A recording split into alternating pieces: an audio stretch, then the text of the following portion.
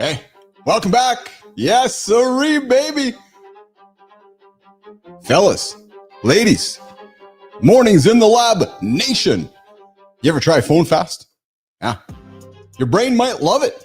Yeah, you put the phone back and just leave it alone for a good hour every morning. Today, we're going to talk about a 7-day plan to end the doom scroll. The doom scroll that sets you sideways before you even get up and get after it and bring back that crisp, calm morning focus. But nation, pause, sit back. Drum roll, please, Jimmy. Because first, welcome back to Mornings in the Lab with Keith, John, and friends, your daily accountability partner for real talk, motivating content, and live entertaining conversation to get your day started. No, baby, the AI-generated stuff is over there. The live conversation is over here. Fair warning, this lab is an R-rated experience. Yep, sometimes X-rated and fun-rated, most importantly. We use grown-up words and we talk about anything and everything, so if the kids are nearby, you might want to relocate them. Yeah, true story. Good morning, Roofy. I missed this weekend, brother. I have an IOU on my plate for you, my brother. All right, if the kids are nearby, well, like I said, teach them. Teach them what the F word means. And it doesn't start with fudge. No, it's got sugar in it. Unless you're shooting for the stevia fudge. Anyways, hey, we got some YouTube things to put on the table. You know the YouTube things. You know the like stuff, the subscribe stuff, the jump in, the chat. Because, hey, nation, we are live. Yeah, we're live right now. And we are going to take your comments in the conversations happening over on the vertical stream and the horizontal stream. And guys, don't hit that snooze button. You hit the snooze button, you're going to be 9 minutes behind the guy who doesn't. We do not subscribe to snoozing here on the show. Coming up, current events today, OpenAI is walking back some breakthrough math claims. Yeah, just when we're supposed to trust these things, they can't even do 2 + 2 = 4. Yeah, Grok. We're talking Grok today, and we're going to talk about the movies in real life. Yeah, so big jewelry heist at the Louvre. Yeah, it's just fascinating shit, man. I'm looking. Listen, I know that the old school creators are like, you got to pick a niche and talk about one thing. Nope, talking about Buddy Will Ray yesterday. No, I'm talking about the stuff that interests me, because if it interests me, I know it interests you. And I know that you're fascinated like I am about who robs the Louvre in 2025. And don't go take Napoleon's jewels. Like, who's buying them? Like, that's just fascinating stuff. And hey, and just when you thought people can't get more ridiculous, we're launching the Dumb Shit Award. Yep, with Shaken, Dr. John Petruccelli, the resident bullshit detector here in the lab, weekly, daily. He drops in every Friday with Petro's points. Come find me and Petro over on Sora, kicking it up there, having some good old fun. Hey, the morning loop. Do you guys use the microwave? I do. This is a ridiculous personality test. What do you do when you put your stuff in the microwave? Roofy, do you stare at it?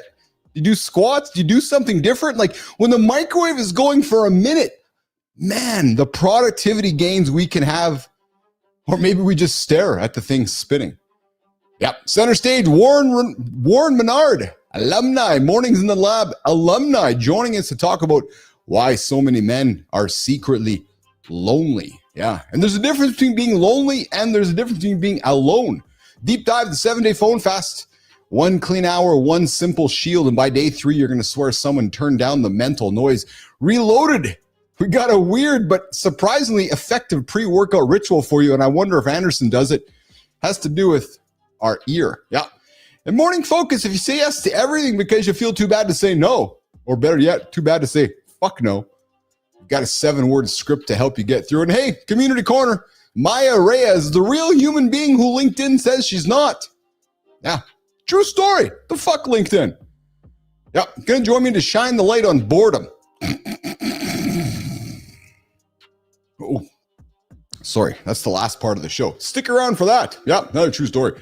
And how to send 4 emails in 12 years. Melissa, director of Word. Who's that one? Yeah, 4 emails in 12 years? Jesus Murphy. All right, fellas, let's bring in Sterling, Preston, the entire gang. Because, you know why?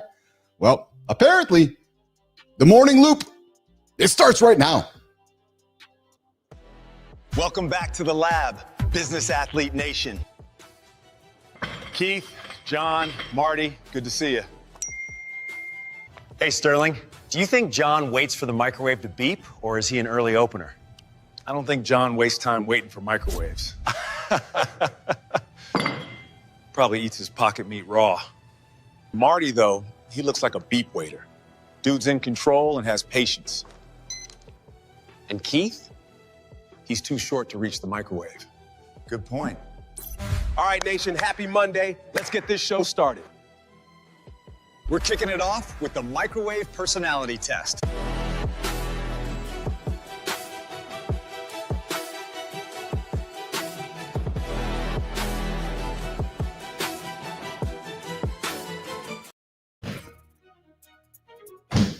Fuck, I can't reach it.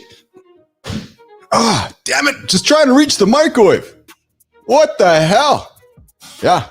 You know, we have a good culture here in the lab when the team's throwing the handsome chief under the bus. Yep, true story. What the hell, man? Hey, short lives. Oh, yeah. I learned yesterday from my bonus daughter that 6'7" is something in the world today. 6'7"? Yeah, 6'7". Apparently, if you're 6'7", you're short. Hey, guys, you guys can join the show. This is live right now in the comments. The vertical stream is happening. The horizontal stream is happening, and like Twitch, they're merging them all together coming up in the future. To join the show in the second hour, 431-300-3005, live conversation, getting after it, just like the olden days right here on Mornings in the Lab. And come say hi in the comments, guys. And those of us that are not watching us live right now, too bad. Yeah, you missed out the fun stuff. Yes, get off Spotify, get off Apple Podcasts, and come join the conversation live, 8 o'clock Eastern time, right here, Nation. YouTube, LinkedIn, and X right here on the Mornings in the Lab live network. And if you're really ambitious, you'd get up and get after it 7:30 Eastern time with our boy, Matty Roof. He gets up and gets after it every single day here, spewing kindness. Unlike the aircraft flying over the United States on the weekend, dropping shit on all the protesters. You know, I gotta say, man, all the politics aside, no wonder the world in North America is a little bit messed up when, dude, the leader, the guy with the orange hair just gets in the airplane, the metaphorical airplane. Season strength, John's on his way, man. Yeah, John just running a couple of seconds behind here this morning, so he will be here in a few moments. Good morning, Spartacus. I see you there as well. What season strength? What, is the handsome chief not good enough for you? I know that I'm more handsome than Andersen. Maybe not as muscular. Yeah, but I know I'm equally as handsome. But as I was saying, it's damn fascinating, and it's no wonder why culture is the way that it is. When the big dude, the big boss, it gets in his plane, now just flies around North America and just decides to drop shit on everybody that doesn't agree with him. Yeah, no wonder nobody wants to have a conversation. No wonder. It's like, oh yeah, don't agree with you, I'm going to shit on you. Yep, true story. So that is 2025. Of the world we live in. Even if it's kind. Yeah. What season strength? Dude, we haven't known each other that long. I'm thinking that, so, you know, Keith and John have a thing here. I'm handsome, he's handsome. We're both mutually handsome, just differently handsome. Yeah. Oh yeah. That's an absolute true story. All right. Let's see, guys. Boopity boopity boop. Gonna come up here. We got Johnny joining us in a few minutes, but I think what we're going to do with this conversation, we're going to get started here, guys, is the microwave personality test. Now, this one, ridiculous. Yeah, needless to say, ridiculous. First of all, I think the question that needs to be asked of everybody is, do you have a microwave? Because I know that we're living in an era now where less and less people, I think, lean into the microwave, like maybe I did, and perhaps Season Strength did, and perhaps Matt Roof did, and perhaps John Andersen did.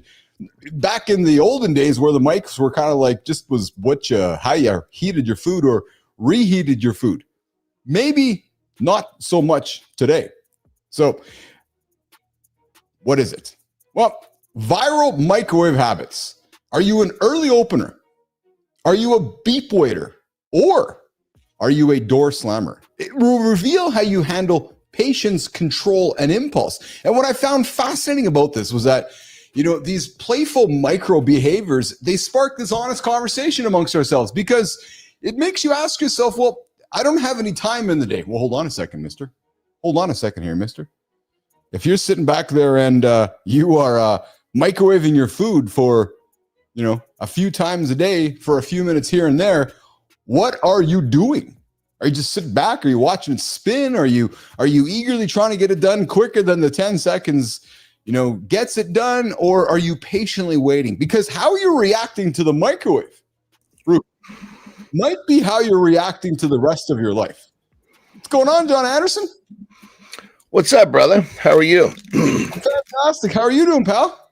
I'm good. I'm my apologies, a few minutes late this morning. That is okay. I was having a little debate with Season Strength on who was the most handsome, and then I was having a little debate with Nation on how we handle our habits in the kitchen with the microwave. I know you're not a big microwave guy, but how we handle our habits in the kitchen, especially with the microwave, might pertain to the habits that go through the rest of our day.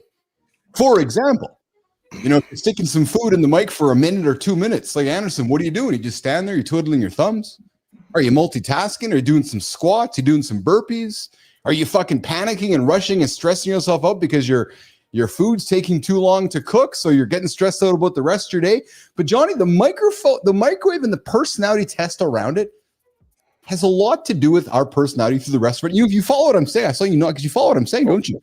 100%. I'm sorry. I'm trying to. No. It's good. Trying to get the end of my cigar opened up so I can smoke this bad I see boy. you taking it in, but I find it fascinating. The only thing I've got here local is a fucking insulin pin. So I'm using the pin to just basically tag the end of it a bunch of times. Dude, if you make that cigar light with that insulin pin, I'm going to start calling you fucking MacGyver. Remember MacGyver? Richard Dean Anderson? Listen, man, you got to find a way to get the job done. That's it. That's it. But you're so correct, because the way we do one thing is the way we do everything. Yeah. So I thought this was a really interesting piece of conversation when I found it, because for those that own microwaves, this affects all of us, right? And it's funny because I had this conversation with Lauren yesterday. I know you have with your wife too, about time. And she's like, I'm on time. I go, well, maybe not all the time. We had a little joke about it. I said, because if you lose your 3 minutes in the morning because you're not aware of those 3 minutes, and you do it 10 times throughout the day, by the end of the day, you're 30 minutes behind. It's the same thing with the microwave. That if you got a minute here, a minute there, and you do it, 3 or 4 meals a day, and you've just lost 12 or 15 minutes, you don't have to lose those 12 or 15 minutes. You can do something with those 12 minutes. You know what I'm saying? Well, see, I think the microwave is a crutch. Yeah, hard to argue. Hard to argue with that. Yeah. It might speed things up when actually it could teach you to slow things. Well, I look at it even different than that, right? Okay. It's like with my lifestyle, I'm eating very regularly. Yes. And there's plenty of times when I don't have a fucking microwave. Yes. And you know how many times I hear from my clients, well, what am I going to do if I can't warm up my food? You know what the answer is? Fucking eat it. Or make that food with the idea you're not going to be able to warm it up. I was just going to say, yes. There's plenty of dishes that are designed to taste great cold. Yes. But again, it's the crutch. It's and then the other thing I don't like about the microwave is it's proven to do damage.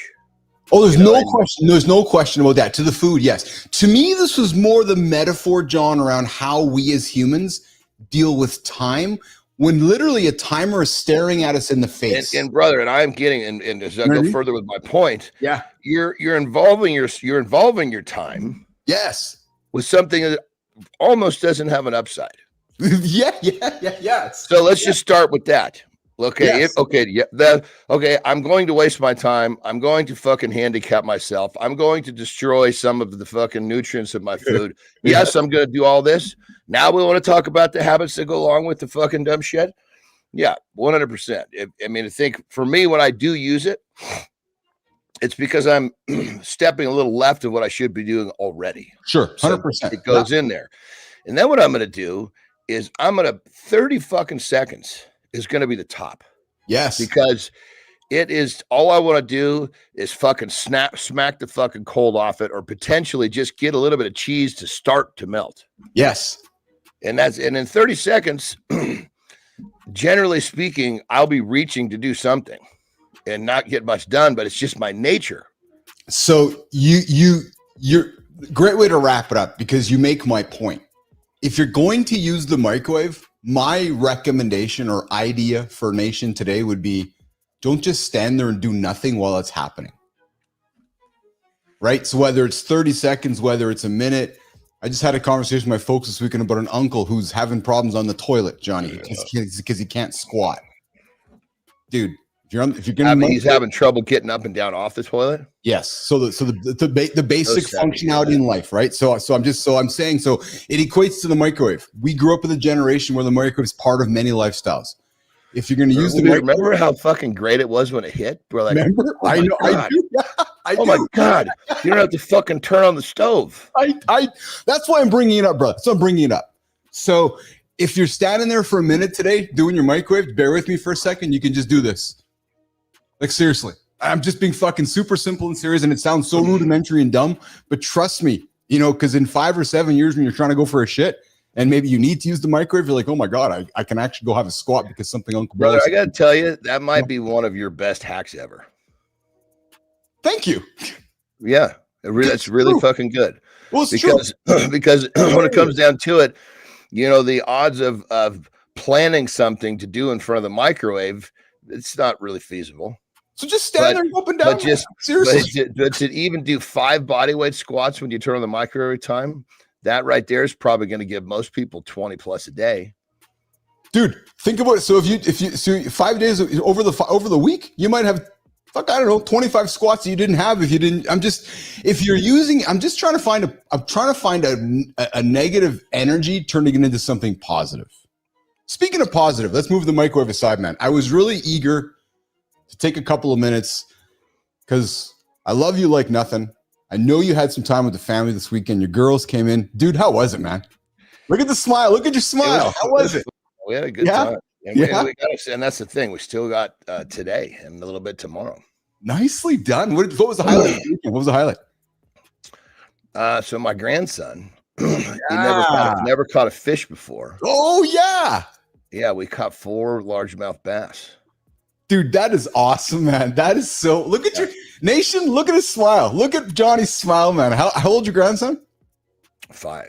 Yeah. But here's the thing. Is that, see, it's something new. So, most times the fish is caught and they're like, oh my goodness, what am I going to do? It's wiggling around.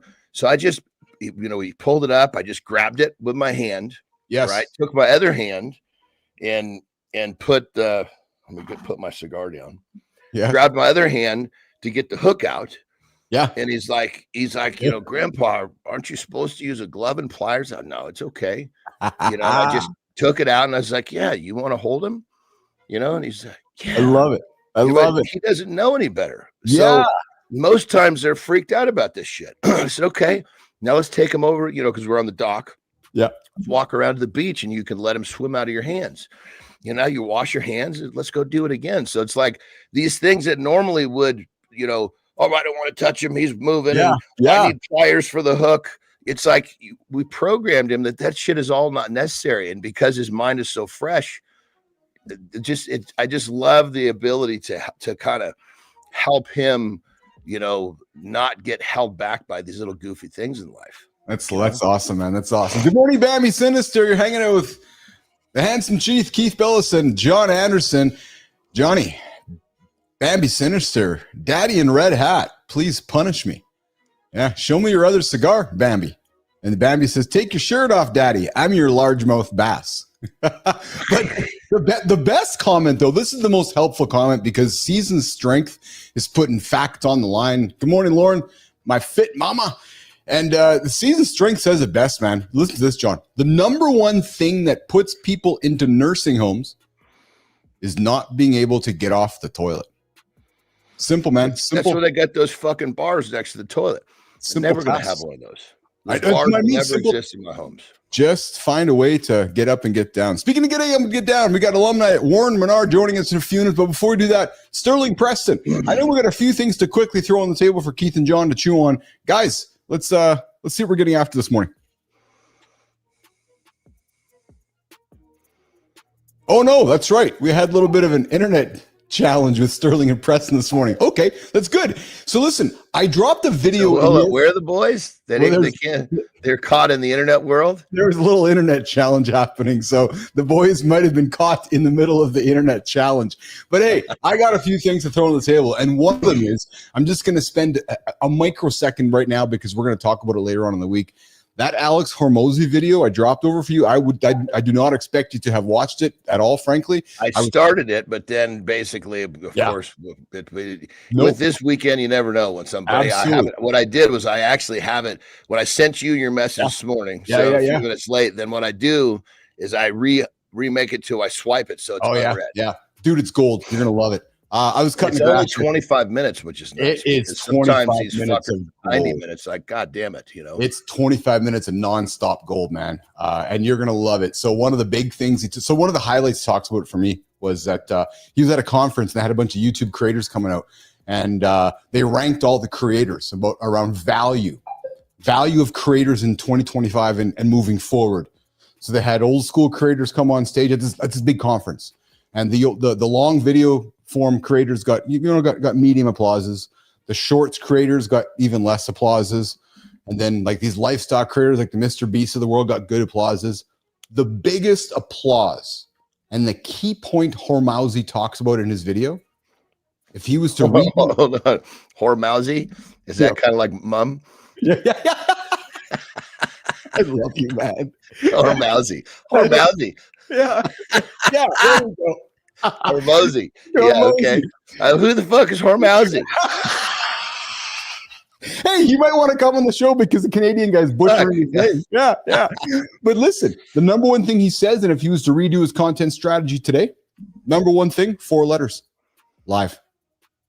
Yeah, oh yeah, dude. I'm telling you, listen, when we fucking met, I was like, I know you know. I always look at people. I was like, okay, you know, I mean, of course, we didn't really know each other. I was like, okay, we have some value that we can offer each other. I feel, but what is the value that he's got this cool platform? I can do my stick. Yeah. What is it that Keith has that I don't have? And I was like, that little son of a bitch can see things in the future. Because your business that you did so well with was fucking positioned decades before it even happened. Same thing's happening here. He talks about 4 letters that he talks about. Special, but it's shortening it up. And you're going to learn all about this, but I'm paraphrasing it. Special, SPCL.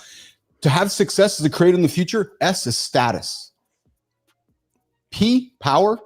C, credibility. L, likability. Watch the clip. We're going to break it down later this week. It is fucking awesome, man. He basically took 25 minutes, John, and told our entire business model to the world, right? And he's like, the future is 2 words, live and engagement.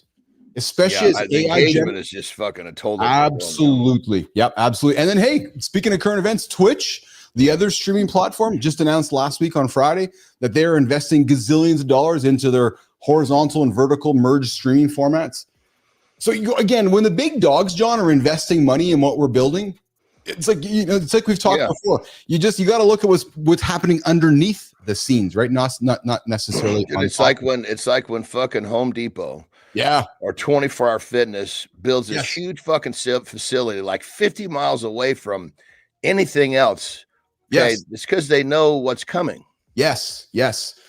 Here's something for you too, brother. For you, and because again, we're both content creators here. For you and your team here. So X is changing the entire back end on how they rank and publish content. They're getting rid of the algorithm. I'm simplifying it for our conversation. They're getting rid of the algorithm and replacing it with Grok. Why that's important to you and I, and what I found so about what I read over the weekend was he's like, so Grok is literally going to read every post that is posted, and then push posts to all the humans. But what the key point though is that write content like humans would want to read your content. Don't just put like a one link and then just a video. Like actually post something so that Grok can recognize it. Oh, hey, John Andersen might be interested in learning about the jewelry heist happening at the Louvre over the weekend. Right. So Grok is changing. X is changing over the next few weeks. We're just seeing all these changes happening in the platform. So whether you're having success or not on X, you might want to look at how some of the things are changing in that world. You know, my ex, I was actually thinking about this. My ex was, God, it was started so long ago, and then it was kind of abandoned for a while. Yeah. You know, and so it's primarily, it was started when I was wrestling. I actually think that was my first piece of social media that I started myself on Twitter. Sure, would have been. Sure, yeah, 100% early days, right? Yeah. And Yeah. So then when I went to bodybuilding, it became Instagram. Oh yeah. Yeah. But anyway, it's my whole Twitter or X is really just everything is wrestling. Old stuff. You know, so it's almost like that crowd is I almost wonder if I started another account with more of what I'm doing now, it might be beneficial. Interesting. Yeah, interesting. Hey, Warren Mainard's coming up in a couple minutes. Warren, I see you there. I'm going to bring you up here in a couple of minutes here. Just going to wrap up a couple of morning loop topics here with Johnny. Hey, John, so this one fascinated me. This has nothing to do with anybody on the show. This has no impact in any of our worlds. It doesn't help improve our lives other than it's just fascinating. Because I just sometimes think that how does this happen in 2025? You know the Louvre over in France, you know, the big museum, the art museum, right? So I was there when I was a young little child.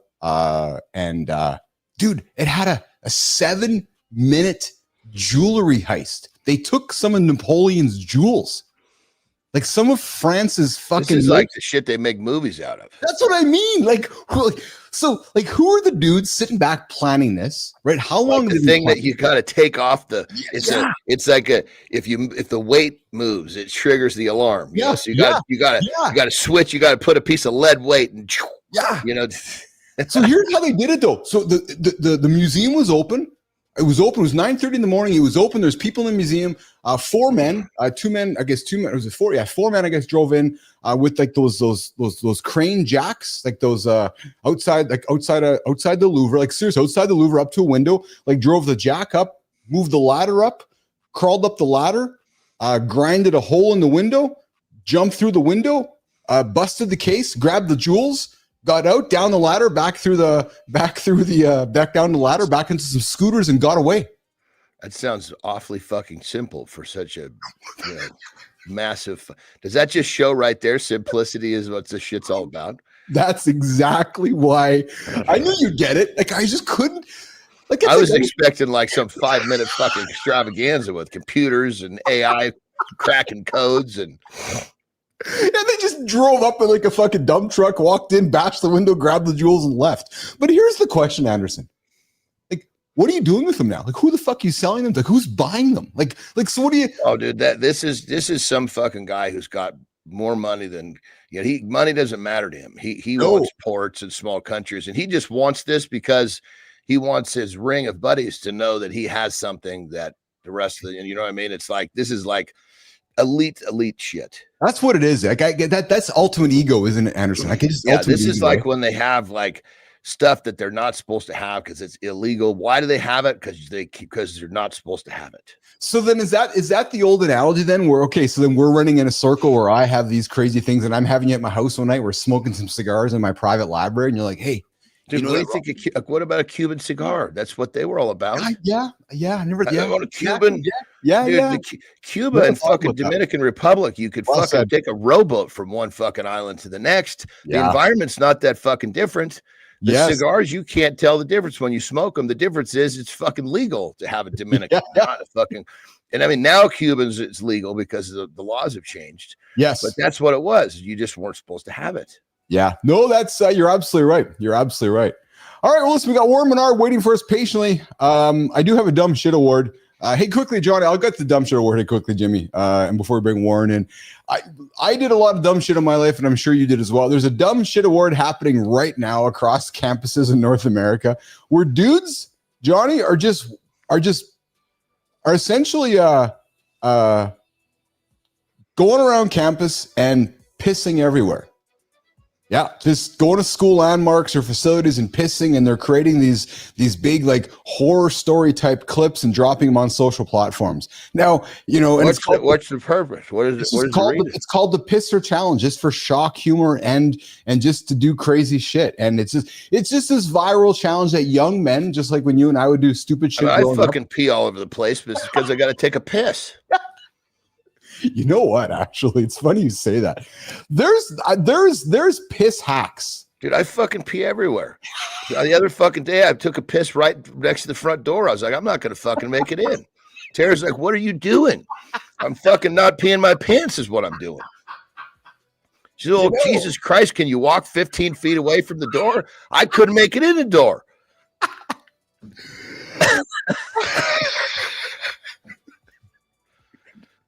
There's hacks for that, eh? So, sometimes you can stand beside your car door, open the car door, and pretend you're doing something. When you really got to do it, you fucking stand up to your vehicle and you piss.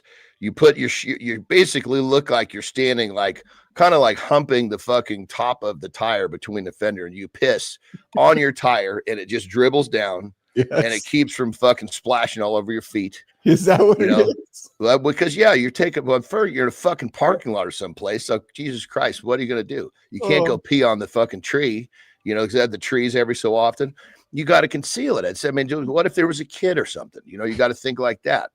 So if you do that, someone could tell you're peeing when you're setting it up, and then once you kind of stand there, you just look, what's this fucking weirdo doing standing so close to his car? The Pisser Challenge this morning with Keith and John on Mornings in the Lab with Keith, John, and friends. Live conversation, 8 o'clock Eastern time, right here on YouTube, LinkedIn. And you know what you say? Let's just say that a policeman came up and said, sir, you can't do that. I know I can't do that. I was either going to pee in my pants and get it on the ground, or I was going to pee on my tire and get it on the ground. I'm sorry.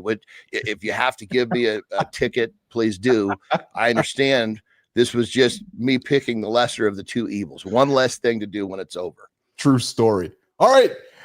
Andersen, if you want to take a quick little second to go for a pee break, I invite you to do that while we run an intro for our upcoming guest who have been butchering his name, Warren Mainard. Yeah, not Menard. Mainard. Today, we've got a builder of brotherhoods in the lab. For him, every morning for the last 30 years has started with coffee, gratitude, his Bible, and a journaling practice. Today, his mission is to help men rediscover strength, purpose, and accountability. His name is Warren Mainard, and he leads Impact Players, a nationwide movement that helps men beat isolation and grow as husbands, fathers, and leaders. Their battle cry is simple and true.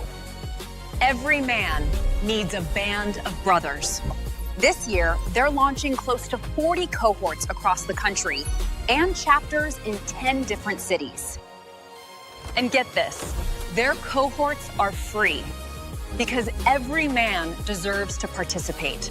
Fellas, Warren has opened the doors wide for men who are open to talk about God, marriage, family, and masculinity. If you want to quit playing around and become a man you can be proud of, Warren's movement is where you want to be. Warren, welcome back to the big show. We're thrilled to have another conversation with you today. All right, Sophia Grant, the Smoke Show here on Mornings in the Lab with Keith, John, and friends.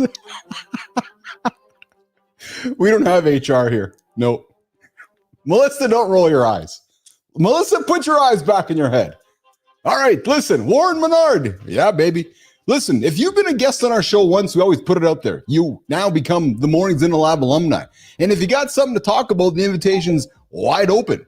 And our upcoming guest, Warren Mainard, decided to take us up on that. He's back in the studio, and if you caught his first appearance, this conversation is going to hit different with a little bit of energy. Warren is the National Director of Impact Players, a men's movement that's exploding across the country with a simple, but powerful battle cry. Every man needs a band of brothers. He took over Impact Players in 2020. Yes, starting during the pandemic when isolation was at an all-time high and men were desperate for genuine connections. Since then, he's expanded from Seattle to launching 40 cohorts. Warren makes us morning coffee the same way he's been making it for 30 years, and he's going to join us right now. Warren, welcome back to the show, my brother. Good morning. It's so great to be with you guys. How are you, man? John is looking more ripped than ever before, but it is awesome to be on the show with you guys. Dude, I'm so happy to have you back again, man. Most importantly, here's what I want to say, because those of our alumni that are tuning in and tune in on demand, I always say this: you got something to talk about, come knock on my door. Let's get you back on the show. And what did you do? You're like, Keith, I got something to talk about. I'm like, all right, come back on the show. And here you are. Absolutely. It is awesome to see what is happening with men across the country. And I just wanted to talk about, guys, there's some crazy stuff happening all over the country that has not happened in this country ever. And it's happening right here, right now among men. And what we're doing with Impact Players is really on the cutting edge of all that. I love what you said, Keith, just a few minutes ago. You're talking about Hormozy, and you're talking about some of the secrets that he was bringing to his audience. And those 4 words, L-I-V-E, I love it. Yeah. Live. That is so important. And that is what men are looking for. And men are wanting to be alive. They're wanting to be fully alive. And man, I'm just going to get right into this, Keith. Please, I think please. it's so important. Bring the energy, brother. Bring the energy. Let's get after it. Last month, a man named Charlie Kirk, he lost his life. And since then, we are seeing what many people are calling the Charlie Kirk effect. We are seeing men of all ages, but especially young men who are stepping up with purpose, with intensity, with intentionality. Young men are going back to church at an all-time high. Keith, I know you guys may not be church-going guys yourselves, but there's a lot of guys out there that are. And I'm telling you, this has never happened before in the history of the United States. There are more young men going back to church right now than young women. That's never been the case in the history of the United States before. It's always been more women going to church and guys being dragged to church. A lot of guys talk about having a drug problem, that they were drugged to church all their life. But I'm telling you guys right now, men are leading the way. Bible sales are going through the roof right now among young men, and young men are taking that message of Charlie Kirk that he put out there and said, be a man that lives for faith, lives for purpose, lives for your family, be a good husband, be a good father. And they're chasing after that. And that's really what Impact Players is all about. Warren, how do you separate the politics of Charlie Kirk with the humanity of Charlie Kirk? Dude, that is a question that I have been talking with so many people about over the last few years, because you're right. Charlie Kirk came onto the scene as a political activist. But if you really listen to a lot of the things that he said, especially over the last 3 or 4 years of his life, there's kind of a turning point. Well, that's kind of an ironic statement, but there was a turning point in Charlie Kirk's life about 4 years ago where he stood on a stage in front of a crowd of young people, and he made a statement. He said, "Here I am." Now, Keith, that is a statement that has tremendous significance, because in the Old Testament of the Bible, there was a prophet named Isaiah, and God asked Isaiah. He said, "Who will go? Who will take my message to the people of Israel?" And Isaiah responded with those 3 words, "Here I am." Well, Charlie Kirk stood in front of a group of young people about 4 years ago, and he said those words to those young people. And basically what he was saying was, my mission, the thing that is driving me now above everything else, is no longer my political activism. It is my Christian faith. And that really began to transform the way that he went about doing the work that he was doing. So yes, if you were to see him from the outside, you'd see, okay, he's aligned with Trump, the MAGA hats, the political, not arguments, but debates, all of that still existed. But what was driving him was the very clear message that he wanted to get out to young people especially, and that was, you've got to get your life right with Jesus. You've got to align your life with biblical truth, and you've got to start focusing on building a great family and a great marriage. If you do those things, your life's going to turn out pretty good. And I think that is really what has come out of his life. When you look at his memorial, all of these political figures, Trump, Vance, Rubio, Hegseth, they're all there. They're all speaking. But the primary message, the focus of that memorial that went out to over 100 million people around the world, it wasn't about politics.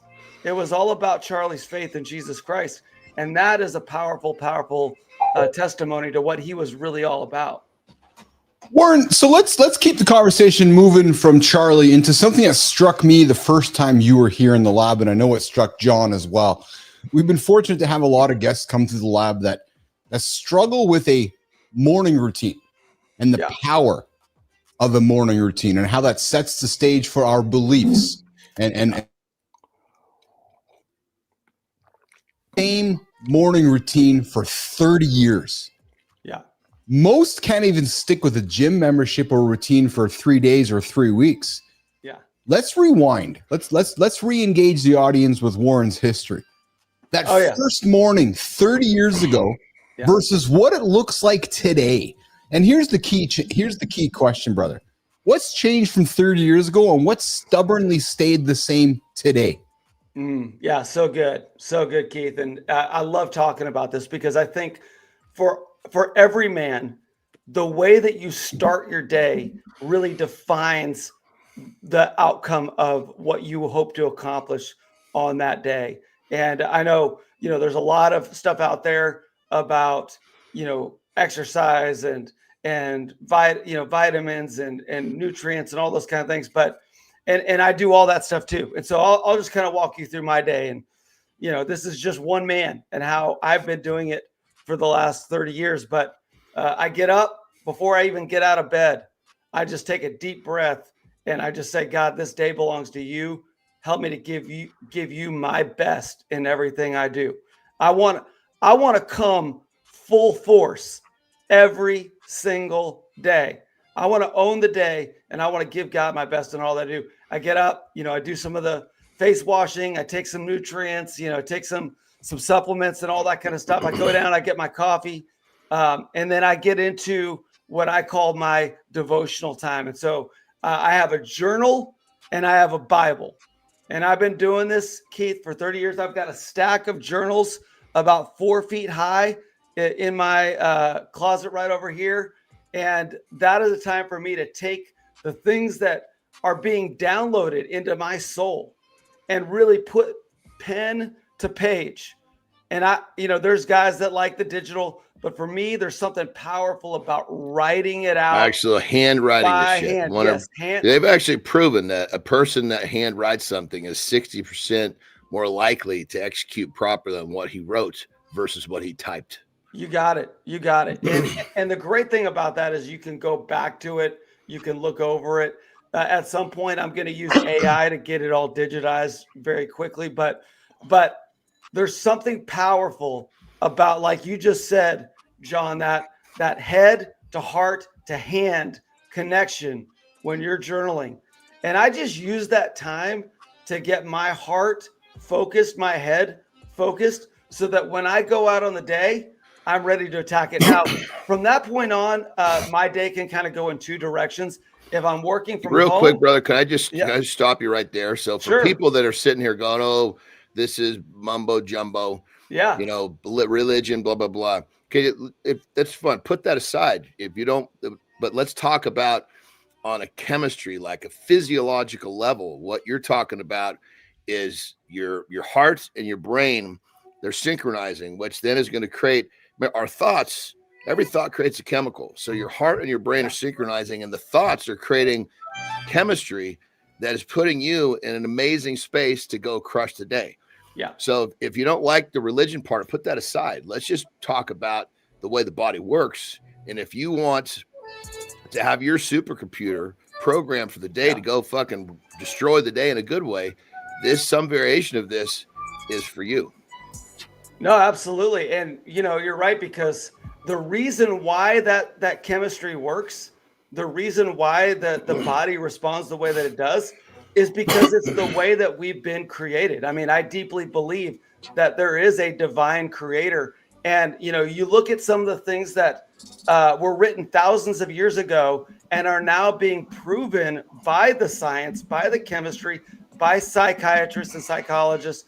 And, one of those things that you read is you hear these words that were written 2,000 years ago.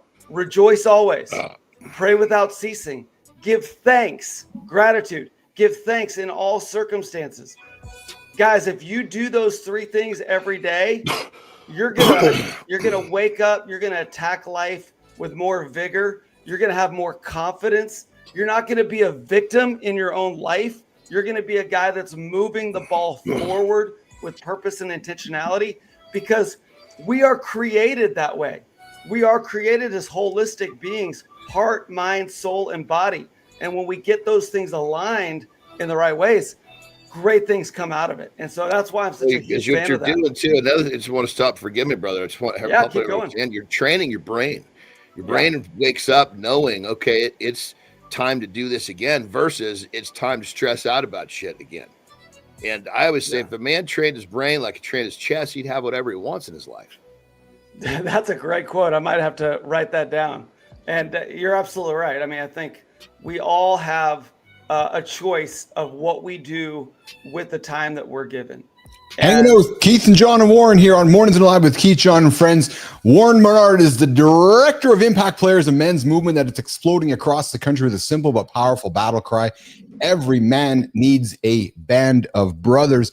Hey, Warren, we got a good comment from Season Strength coming in with. This is a good one. My recommendation is to get a journaling Bible so you can write down in the margins what you're thinking next to the script. It is amazing. That's a great. I want you to share a quick story for your listener there, because about 20 years ago, I bought one of those journaling Bibles, and I made a decision that I was going to write in that journaling Bible every day, and I was going to give it to my son. And so I've actually got that Bible in my closet right here. When my son turns 21, he just turned 20 yesterday. When my son turns 21, I'm going to give him that journal Bible with all the notes that I've been writing in it since he was a baby. And that is a great way to what's the significance of 21 versus 20? That is a great question. Obviously there's an adulthood. You can drink, there's a sense of like, okay, you've moved on. And honestly, John, there's been a part of me where I've kind of been waiting for what I deemed the right moment. I thought about giving it to him when he was 18, thought about giving it to him when he's 20, but I think the right moment for me is 21. We're launching our own journaling book as part of the Church of the Lab with Keith and John, where folks can follow along with Keith and John's euphemisms every single day and journal along the way. Hey, Warren, question for you. So this is something we talk about often on the show, and we had this on the agenda last week, and it actually got bumped, so I'm actually glad it's coming up here right now. But it's the father wound reality. Yeah. Let's talk about something that most men won't say out loud. And research shows that father wounds, whether from physical absence, emotional unavailability, or criticism, shape how we as men view ourselves and the relationships and masculinity. Warren, when a man walks into Impact carrying decades of, I was never good enough for my dad, or my dad never said he loved me, or I've always had troubles with my dad, what does refathering look like in your world, in the band of brothers? Warren Mainard. Man, I'm so glad you brought that up. In fact, I've got this study that we are taking guys through. I don't know if everybody can see that, but it says father wound, hurt, healing, hope. Keith, we're actually offering a free online cohort for men to go through that study every Thursday morning. So if that's of interest to you, reach out to us at impactplayers.org. But yeah, I mean, let's face it. The majority of men have some wound that draws back to their dads, draws back to their father. Either their dads weren't home, they were not emotionally present, they were abusive, they hurt their mom, or some other pain that those dads caused in the lives of men. And guys, there's a point in a man's life where all of that pain kind of begins to come up. Sometimes it's in their teens, other times it's in their 30s. For a lot of guys, it's in their 40s that all this pain really begins to kind of come to the surface. And we just want to provide an opportunity for men to talk about it. You want to talk about experiencing transformation. When you get into a band of brothers and you begin to realize that you are not alone with the things that you are experiencing or that you did experience in your childhood. I was in a group a couple months ago with a few guys. Both of them had a military background. Both of them had physically been beaten by their dads when they were young boys. And both of them had a moment where they nearly killed their own fathers when they became grown men. Jesus. Yeah. And these guys are talking about it and they're going, oh man, you went through that too?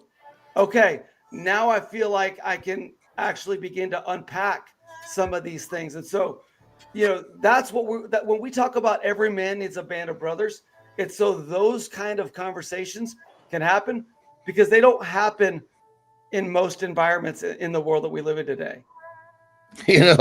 I was going to share something about some of the troubles I had with my dad till you said that. And I realized, this you might be talking about shit that's a little bit out of my league here. No, we've all got it. I don't know that my experience is going to fit into that the way that you finished that conversation. So I'm going to let that one be. Oh my God! Season's strength comes in with a comment for us as well, Warren. Your early fatherly does not define you. It's only God, the Father, that defines you. He knew you from the beginning, and He's only one who knows you once you realize that it's truly liberating. A comment from Season's Strength. Warren Mainard, thoughts on that one? He nailed it. He nailed it. I mean, what is it about a father that shapes a young man? It's something about saying, this is who you are. This is your identity. This is what makes you a man. And most young men never had a dad that said, you know what? You are loved. You are worthy of respect. You are someone that is able to be honored. And when a dad is able to do that, when a dad is able to give that son that. And so when a guy doesn't have that, what does he do? He starts chasing after women. He starts chasing after success. He starts trying to fill the void with, addictions, pornography, drugs, alcohol, whatever that might be, money.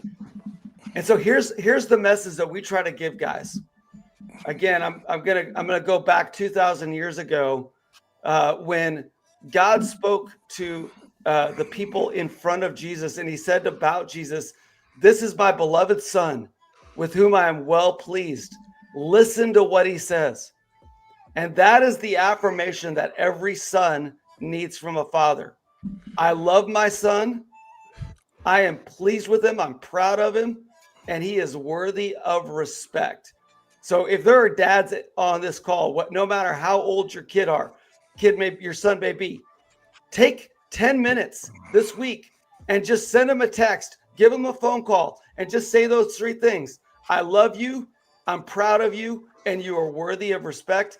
And watch out what happens, because it's going to change that young man's life. Warren Mainard dropping nuggets here this morning on Mornings in the Lab with Keith, John, and friends every single day. Real quick, hold on. Let's just clarify. Say your last name, brother. Mainard. Focus on the Keith. Main, then the ard. I saw them. Yes, spelled differently than I remember. So Keith, you got that? Yeah, not Mainard. Like all good. Like the store down the road there, Johnny. Menards. Warren Mainard. There you go. Harmosy, he loves twisting up vowels. It's all good. Warren, before we wrap up, brother, I got a closing question for you. Let's go back before Impact, before the 30-year morning routine, before you became the national director inspiring men across the country. There was a moment, Warren Mainard, when you were the isolated guy, the guy that was alone. Take me back to that version of Warren. What did he need to hear that no one was saying? There was no Charlie Kirks. There was no inspiration for you to look up to. And Warren, if you could sit across from that younger version of you, of Warren Mainard, with a cup of coffee in Seattle, what's the one thing, Warren, that you tell him that would change everything? Yeah, no, that's a great question. I don't even have to go back 30 years, because it was when I was about 26 years old. I was out of college. I had got my master's degree. I was in my career. I was new in marriage. I had a little baby at home, and I was going full speed ahead in everything that I had to do. And then I hit a rough patch, and marriage was strained. I didn't know what I was doing as a new dad. Career was pushing me in new ways that I had never experienced. And Keith, I had this revelation. I have no friends. I had friends when I was in high school and college, But now that I'm an adult, I'm in a new city, I'm just pushing ahead with everything I have. I don't have any friends. Here's the 4 words that I would give myself, and I would give every man who finds himself in that position. Pick up the phone. Pick up the phone. And what I mean by that is call another man and say, let's get together. Let's grab lunch. Let's share coffee. Let's start to talk about what's going on in our lives. Because here's the thing. Guys feel like they're alone, but you know what? Every other guy around them feels the same way. And so if you can be the initiator, if you can be intentional about reaching out to other men in your life and saying, hey, I don't want to just be ships in the night, just going through life without any deep connection. I want to be your friend. I want to build a relationship with you. I want to get to know you better. I want to be able to share my struggles and give you the opportunity to share your struggles. And so that's the biggest thing that I would have told myself, when I was 26 years old, 20 something years ago, is pick up the phone, start being intentional, because friendships, especially deep, meaningful friendships, don't happen without some level of intentionality. So you've got to be willing to go after it. Warren, thanks for joining us this morning. Thanks for coming back and hanging out and talking about impact and spreading the message that I think needs to be spread, which is the message of positivity to all the men out there around the band of brothers. Final word to you, brother. Where can folks connect with you, find you, engage with you, and anything you want to put on the table that we didn't get a chance to talk about today before we say goodbye and transition over to the John Andersen lifestyle tip. Warren. Yeah, thank you, Keith. And I'll just hold up this little sheet of paper here. It says, every man needs a band of brothers. Find yours here at impactplayers.org/cohorts.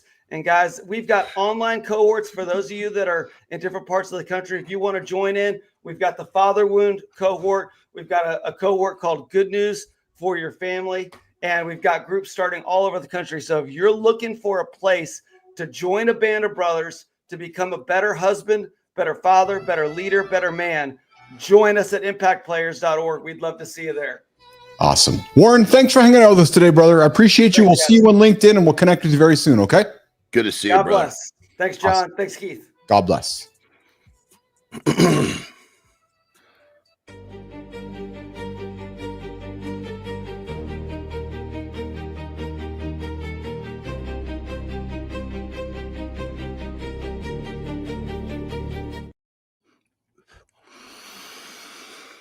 All right. Let's talk about timing. Timing is one of those things that can be a little bit confusing for many people. You see, finding the right time, waiting for the right time. We need the time. There's all sorts of things that go through our heads. But here's the thing. There's no such thing as the right time. There's almost not such thing as the right place, but we're not talking about that. If you want to do something, you just have to realize that you're waiting for something that doesn't exist. Because when you say, oh, once the kids go back to school or when the kids go off to college, life is going to serve up something else. It's going to give you another reason to wait. And here's the problem. Your brain gets really good at adapting to finding new reasons to wait. And that is the issue with timing. Your intention is to have a line in the sand to start. Oh, Monday. Oh, after the vacation. Oh, after the wedding. There's always going to be another one. And it's, again, your intention is pure, but your brain is working against you. Your brain doesn't want you to step into an uncomfortable place. That's the way it was designed. Uncomfortable place, unknown places represent danger. It's your hard drive, your brain, your supercomputer is programmed to keep you away from that stuff. But in actuality, all it's doing is robbing you from everything you want. So don't be that guy that sits there and says Monday or after the vacation or whatever the line in the sand is. The right time is right now. And the proper place is where you're standing. Rock and roll.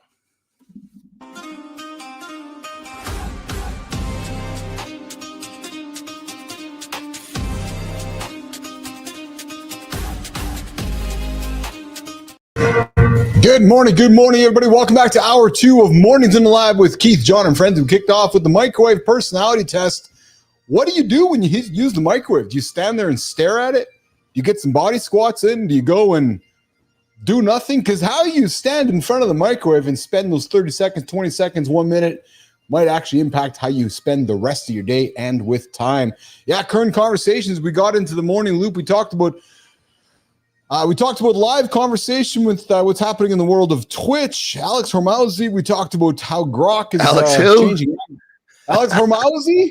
We talked about the X algorithms changing, and we talked about the jewelry heist happening at the Louvre. And then on center stage, Warren Mainard.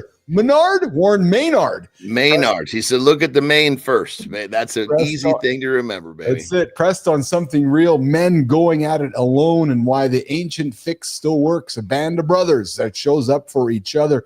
Coming up, we're going to talk about a phone fast. I'm going to get into some reloaded, a pre-workout ritual. That just sounds ridiculous, but I found it fascinating enough that we're going to talk about it. And then coming to the bottom of the hour of the community corner, some nation. I appreciate you hanging out with myself and John this morning. Hour 2 is going to start. It's going to start right now. All right, Johnny. So listen, I know that you use your phone as a tool every single day of your life, and it's not something that you use as much as a consumption device. Have you ever thought about putting your phone aside for an hour every single morning and doing like a phone fast that first hour of the day? Is that ever? I mean, I kind of do. You do, eh? You do. Yeah. I mean, for the most part, when things have gotten settled, I'll absolutely do that. Oh, interesting. Because I try to the first hour, I try to learn. So basically, my phone wakes me up. I walk out, drink my water. Actually, I'm drinking water, whatever's left from that liter that's in the bathroom on the way out. Yeah. Put my phone on my desk. I basically sometimes I'll pre-select the night before what I want to learn about. Sometimes I'll think I want to pick it in the morning. But either way, and lately it's been a lot of research for my new business. Yeah. But I try to, because what I want to do is I want to program my brain with some sort of growth. Because if we don't put new information into our brains, then we don't actually find new, better ways to improve our lives. And so the phone, usually what I'll do is the first time that I'll take my phone is when I go take a dump. But if I got to take a dump too quickly, I got a book in there. So, but I don't like to get hooked into, what's going on with what's coming at me until I feel like I'm kind of centered or settled. It's interesting because, that phone delivers us that dopamine hit, right? When we do something on it, whether for me, when I'm I don't know, I get more of a dopamine hit when I create something more so than when I consume something, right? Yeah, but I think that's it too. I think it's we're all chasing dopamine. Yeah, right. What's our method of obtaining it? Yes, yeah, and I mean, back to the jewels. I mean, some people steal to get it. Some people fucking create to get it. Yes. What I found fascinating about this, John, is because, we talk about this show every single time, good habits, good choices, lifestyle choices, and trying to use the morning to set the tone for the rest of the day. Well, those of us that struggle with addiction, addiction experts will advise guys that are struggling with addiction, humans, to put that phone aside for that first hour to try to regulate and manage that dopamine and literally put it away for an hour, right? And maybe lean into what you're talking about, right? Pick up something analog and try to delay that chemistry shift, right? And some are even suggesting if you can do it for 2 weeks, you're going to find improved sleep. You're going to find less stress. You might even find higher life satisfaction by simply putting that phone basically in a box for that first hour of your morning. Well, if we boil it down, you know what we're left with? It's a Our own single brain. word that you love that I said about maybe a month ago. You've been hanging on this word. Oh, interest. Yeah. Yeah, it's interest based. Yeah. When I wake up in the morning, Yeah. I don't give a shit what's fucking, what the latest fucking trend is on the social media. I have interest in learning more about what I'm doing because I'm interested. So I hear you. Here's where I struggle with this though, because technology and this is my interest. Like I'm so fascinated by it, right? So where but you're creating. Yes. So that again, this is where I find these conversations fascinating and interesting because a lot of folks would say just put the phone away and just go back to using the pen and paper and the journal. This is fine. That's fine. I respect that. However, there's a certain percentage of us that enjoy the creating, enjoy the technology, enjoy the. But you're getting your dopamine from something productive. We're talking I'd like about to think something so, yes. that's not meaning putting our brains into a state of fight or flight rather than putting our brains into a place of creativity, which is a whole different set of chemicals. Yeah, so here's what I don't do. Maybe this is a way to change the dialogue here, because I suspect you're the same thing. I do not get up and get on my phone and doom scroll. Like I actually don't. Fuck no. That right there is like, that to me is like somebody fucking holding my short and curlies, and I'm doing it to myself. Yes. And you know what's funny, actually, John, because I intentionally, I had some, father time this weekend just to be dad. I was dad driving. I was hanging out with Brooks, and I spent some time at dance class this weekend rearranging my phone. And one of the things I did, Andersen, was I took our platforms that we publish all of our shit on, and I put it 3 screens into my phone. Is this 3 actions away? Yeah, exactly. And my first 2 actions are all create. They're all create actions. My third screen is like a consumption action. So I pick my phone up. I got to actually intentionally move 3 sides away to get into consumption mode because I get so much joy out of creating. Make sense to you? 100%. Yeah. 100%. Yeah. I mean, but again, I think it comes down to, I mean, it kind of bums me out to think about this, but most people they're in this groove of, their interest is the weekend. Yes. But John, so I'm going to say something which I believe is relatable to you, relatable to our audience, and relatable to how we grew up, because I see this no different than as we were being raised. And maybe you do remember some of these comments from like our parents or not, or just the generational comments, which was all these goddamn kids come home and sit down in front of the television. They just want to watch television. And fucking don't have a television then. Right. But I'm just saying that is it not the same message, which is you're just sitting back and watching the television and just passively consuming that? It's the same as doom scrolling. I think it's the same message 30 years differently. That's all that it is. And there'll be a different one in 30 more years. Absolutely. Yes, absolutely. Yeah, the concept is exactly the same. Yes. It's just the problem is, unfortunately, what the kids of today, they're dealing with something far more intense than we were. Oh, there's no question about it. And this technology, yes. And the technology is engineered to create addiction, create having somebody come back and create all these hooks, because that's the business there. So unlike the TV, it was passive. Mom and dad could turn it off and take the remote control away, and you were or take the rabbit ears and bust them, and you're like, okay, fuck.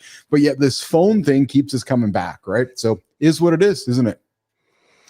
I mean, and the thing is as parents, we've got all these tools to distract our kids so that we're able to, and I did some when I was a kid, when I was raising our kids, you need a little time, you fucking put them in their high chair in front of the fucking TV show, give you 30 fucking minutes. 100%. Yes.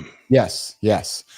All right. Moving from phone fast to a ridiculous topic that, again, I thought was humorous, but we often talk about placebo effects and how effective they are. So in your time in the gym, whether it was gym, the wrestling arena, any of your strength, physical fitness type arenas, have you ever seen a guy pinch or rub his ear right before a big lift? And I'm being serious. You're talking about a trigger. You're trying there. Yeah. I mean, I guess anybody that's done something, you might find the bros doing this, but you're not finding a high level fucking person giving himself an earlobe massage before he gets ready to do what he's doing. Well, there's the bros doing this, not the pro. The bros, not the pros, is what you're saying, right? Yeah. Yeah. Well, so apparently, if you apparently, hold on.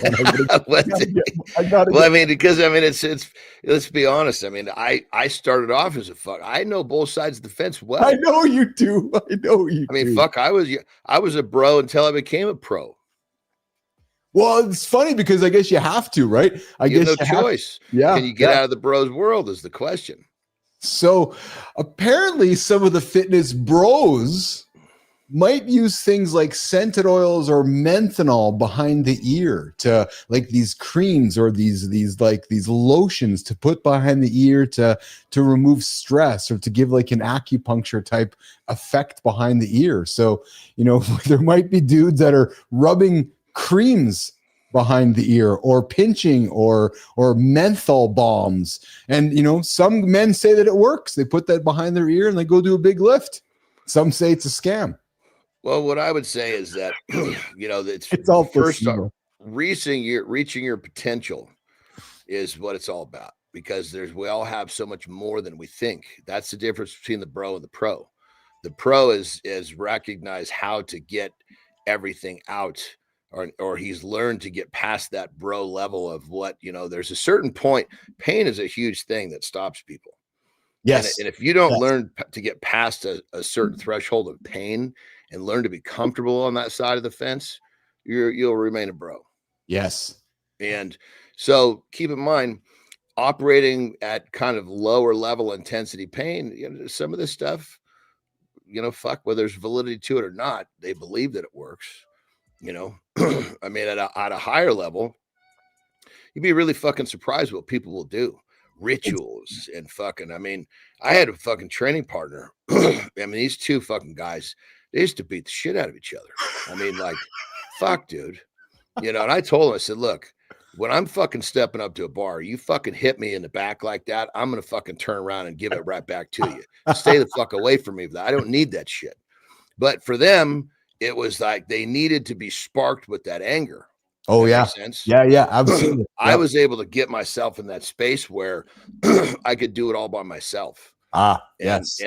But everybody has, and I'm not damning them because that's what worked for them. Yes. But you don't see in 24-hour fitness, somebody like borderline, like I had a training partner. He fucking knocked himself out one time. He used to smack himself in the face.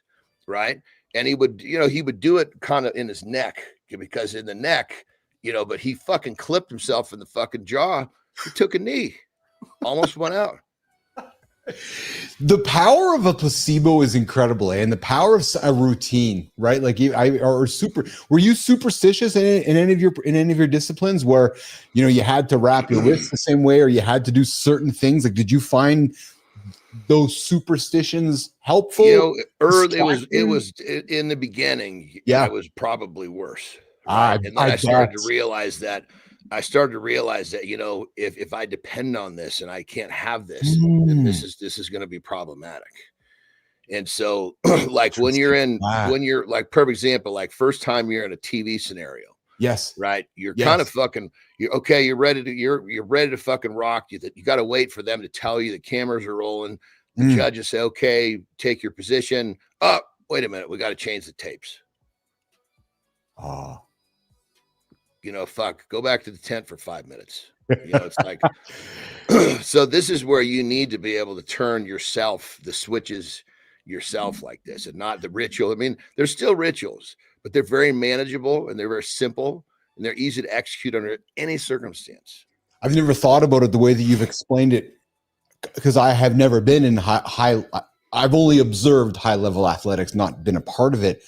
But as you're explaining it, I can only imagine, John, where those rituals, those superstitions could put you in a prison, actually, right? Because like you said, you have it your way, but if you're you're fucking more worried about executing that than you are the fucking actual whatever it is you have to do. I can see that happening where you get so focused on what happens before the event that you're maybe not even producing at the event because you're too focused on the before stuff, right? I never thought about it that way, but I can see how you could, because let's be frank, to be successful at high level athletics, there's a certain discipline and regimen and systems and all those things we talk about nonstop, like the relentlessness.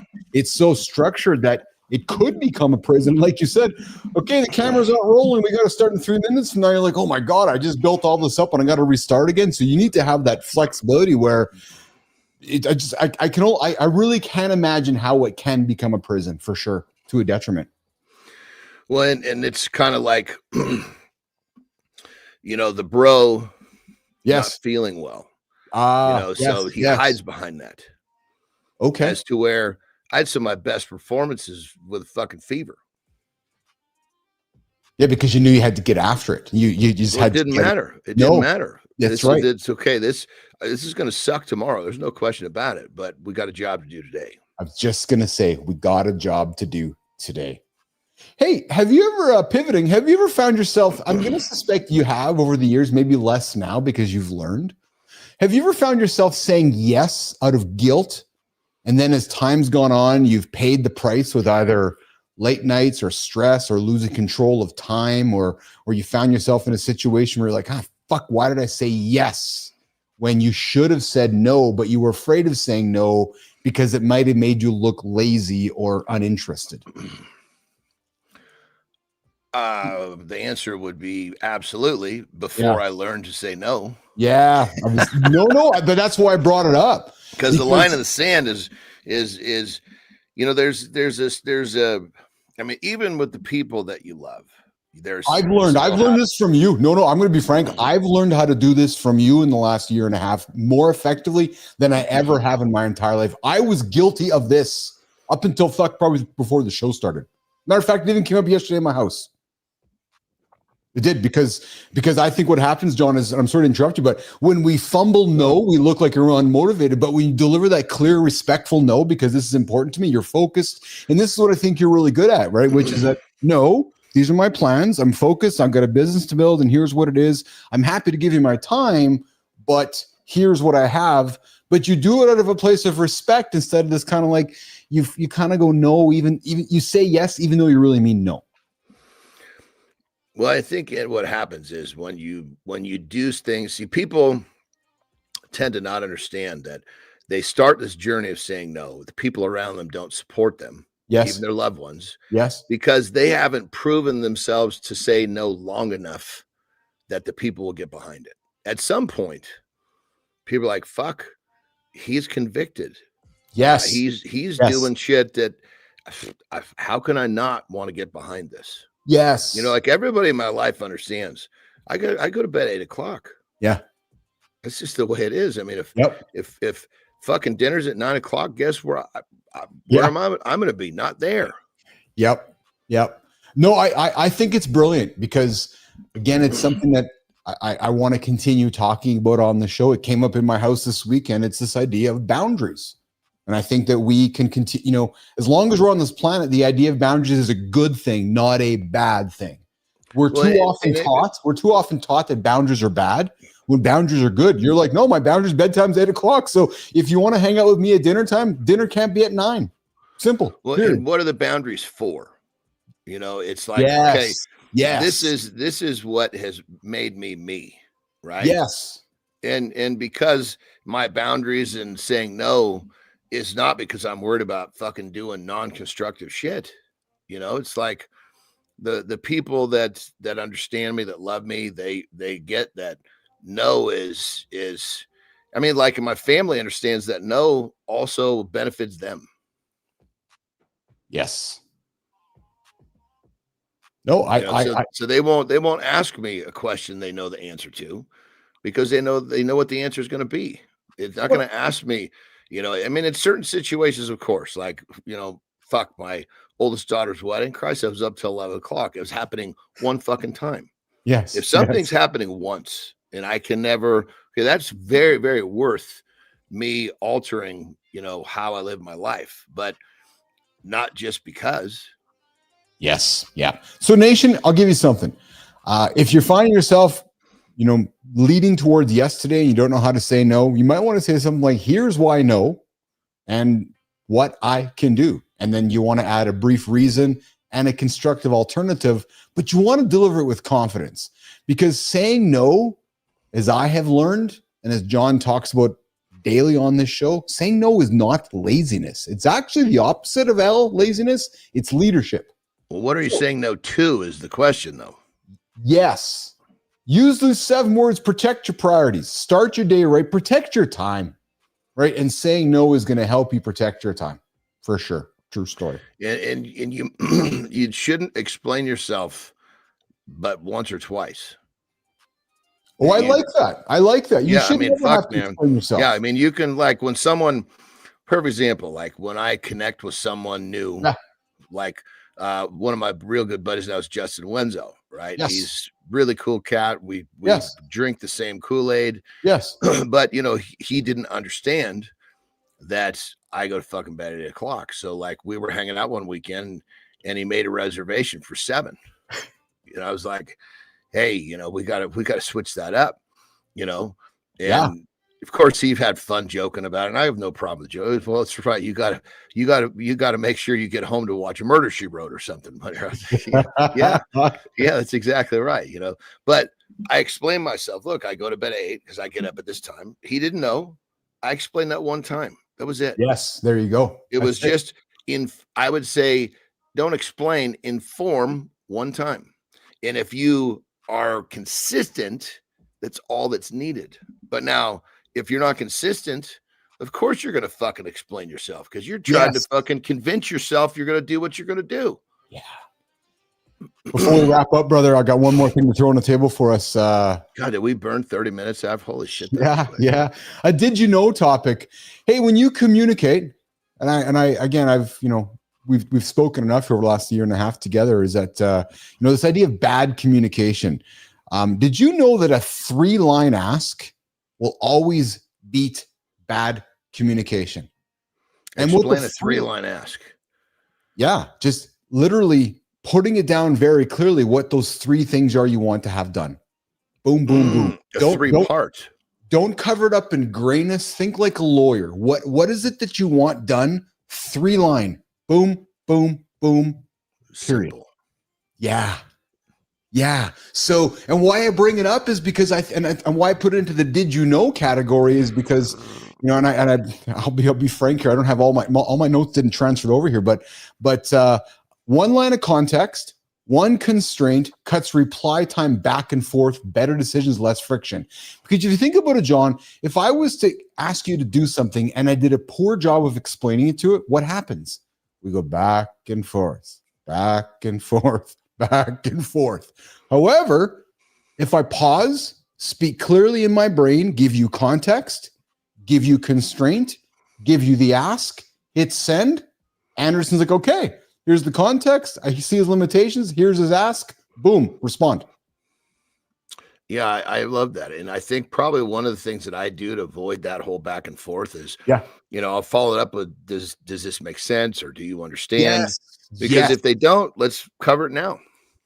You know what? I'm glad you said that. That if for those of us that are using AI around the world, if that right there, in my point of view, might be one of the greatest ways to continue a conversation with your AI is, do you follow? Are you clear? Do you understand? If you get into that habit, it's a great even question to get back into habit with your colleagues and friends. Because like you said, if I say, hey, John, do you understand what I mean? And you explain it back to me, I'm like, nope, that's not exactly what I mean. Again, it's an overlooked simple communication skill, but the value that it provides. Because if I ask you what you heard from me and you don't explain it correctly, well, then we're going in the same direction. If you're like, yeah, well, Keith just said the sky was gray. And I'm like, well, no, I just spent the last 30 minutes talking about it being blue. We have a communication problem.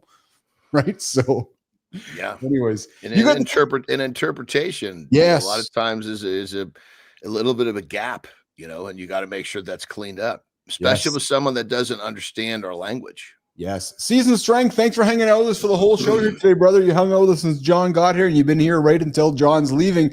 Hope you'll stick around for the next 30 minutes in the community corner. Johnny, Season Strength, I go to bed at 8:30 and I get up at 3:45. Let's go. That's awesome, boy. Season Strength. I'm a teacher.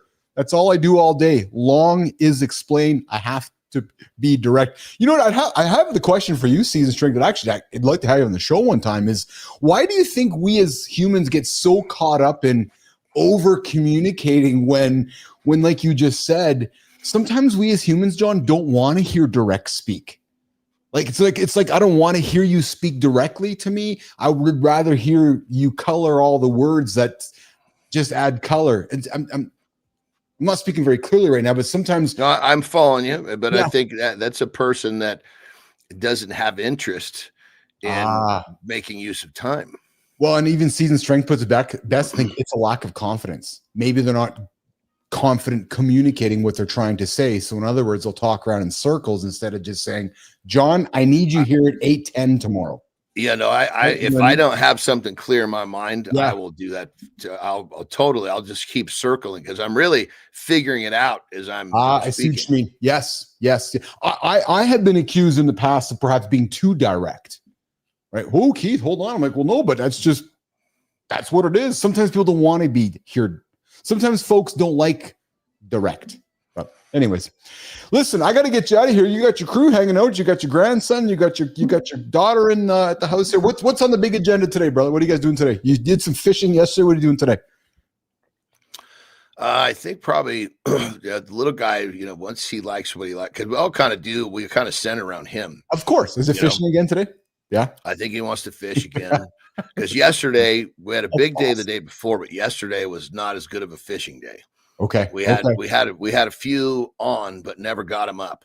Okay, so yeah, and that's when he loses interest at that point. He goes over to at that point he wants to go play with his toys on the beach, So then I'm like, okay, I got to get one on and then call him, and he'll run over and grab the pole.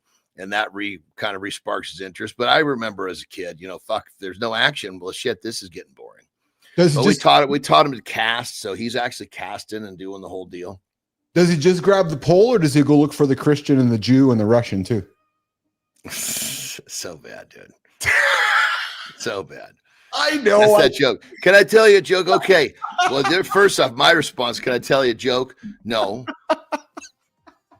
Because then the next thing is, okay, there's three guys. There's an American, there's a German, and there's a Polak. Oh, fuck. I said no. I said no. I knew that I was going to get there. The whole team, I got all the fucking emojis back, and I know my family will all be... Bill, so you still tell that fucking joke? Yes, I am. Jokes are good when they're spontaneous. I know. Not when can I tell you a joke? I know. You just took the fucking fun of the joke away. Do you not fucking understand jokes? Oh, my God. My God. Hey, quickly before you go, does the young man, your young grandson, know much about grandpa's history, wrestling or bodybuilding? Because you're a big, strong guy. He can see. Does he know anything? Have you showed him some stuff? Is he curious about it yet? That's a good question. I don't know. Yeah. I mean, I'm sure the family has shown him stuff, but I don't think he's got to that point, because really there's a certain point in the family circle where just about anyone will become interested in that, Of course, but I think it's the level of understanding, so I don't know that he's come there yet. I think he understands, but I don't know that he thinks that it's much different than anybody else. No, of course not yet. It'll be one day, which will be pretty fun too. So yeah, he's just getting into sports, so that will probably help. That'll probably help manifest that time in his life where he comes to look and what's he being introduced like football, baseball, all of it, basketball, like all kind of sports stuff. He likes, just like we took him to play pickleball, he likes, if he likes challenges. So but he likes soccer's his favorite, but he might be fucking better at t-ball or baseball. He can fucking crack that thing. Hey, before you go, Spartacus says, is it me or is John looking more massive by the day? I think John is on a wonderfully great regimen right now. I think his peptides are taking effect. And John, I would do agree, Spartacus, you're looking good these days, brother. Well, thank you. Yeah. I appreciate it. Was something changing or what's going on in your world that way? I think probably part of what you're noticing is like skin. Like my 100%. Like my skin is It's way tight. better than it was a year ago. Yeah. Because some of the copper, it's basically the copper peptide that's doing it. Interesting. Speaking of copper, I saw Palmer, I wouldn't expect Palmer Luckey. Palmer Luckey's a very rich dude. He developed the Oculus headset years ago, sold it for billions of dollars. I saw a clip, him giving Joe Rogan a copper jacket. He wears a copper jacket. Why? So that no signals can when he's carrying his phone, like nobody can penetrate him. Where's a copper jacket? Yeah. Very cool. Crazy shit. All right. You got a lift going on today? I do actually, which I'm quite fired up. Get out of here. Go get after, and I'll see you tomorrow. Have a good loop, my brother. All right, pal. Johnny's out of here, nation. The big dog is getting out of here. Beefcake, Pratt TV, Wankers, the lot of you, Pissbag Central, slot out. Yeah, that's not really sure what language that is there, Beefcake. What's shaking, brother? Welcome to Mornings in the Lab with Keith, John, and Friends, the only morning show getting up and getting after right here live conversation, 8 a.m. Here's what's crazy, guys. Here's what's crazy is that we got all these creators out there in the world, all making great content, and nobody's going live. They all want to go live, but they're like, nah, don't know how to go live. I don't know what it's all about going live. Well, hey, 8 o'clock Eastern time, a live morning show. We've been doing it here every single day, right here on the network. Beefcake, what's shaking, brother? Yes, we got a show here, 8 o'clock Eastern time, live, Mornings in the Lab, Keith, John, and Friends. What do we talk about? We talk about motivating content. We talk about accountability. We talk about not hitting the snooze button. We talk about tips and tricks to help you get up, get after it, hit your most audacious goals. That's what we do here every single day at 8 o'clock Eastern time for a couple hours. Thank you, Beefcake, for subscribing. I appreciate you, brother. Where are you joining me from today? Arsenal going to win the double, mate. I got to be honest with you, Beefcake. I don't know much about that sport. I don't follow it enough to know much about it. So I got to tell you, man, it's difficult for me to give a comment. But I would love to hear your comments on it. Hey, Jimmy, I think we got a phone line we can open up as well. 431-300-3005. The Mornings in the Lab hotline is open. Hey, Melissa, somewhere along the way, we lost the Drew. And I got to be honest with you, nation, I'm not really sure why. Let me explain. So last week, we had conversation. Drew was a little taken aback by the conversation, so Drew left. And then Drew came back, and we had a conversation with Drew. And Drew was back. And all was okay because we just had a conversation. Yeah. And then the next day, Drew was like, no, I'm not coming back. It's like, all right. So, hey, maybe we're not for everybody. Beefcake, England, mate, I appreciate that. You know what? Actually, Beefcake. Yeah, you know what I'm quite fascinated by what's happening over there is all the craziness around. So apparently Prince William's taking Prince Andrew's titles. And you guys got some craziness happening over there with your royalty. This is the truth. Yes.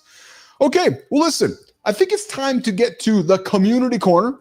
It is where we take all the goodness happening over on Substack, which is over there. You guys know that little platform called Substack, as well as LinkedIn, as well as YouTube. We put it all together, put some glue together, and we talk about it. So, hey, Maya, what do we got shaking today in the community corner?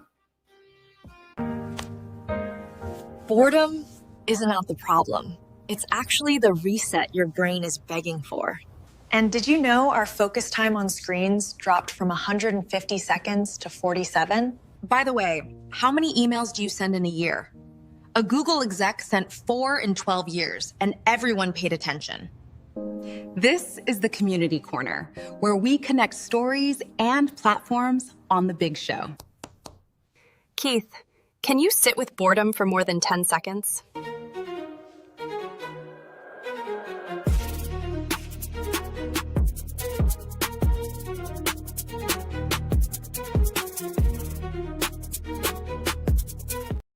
Our royalty are all scumbags, says Beefcake.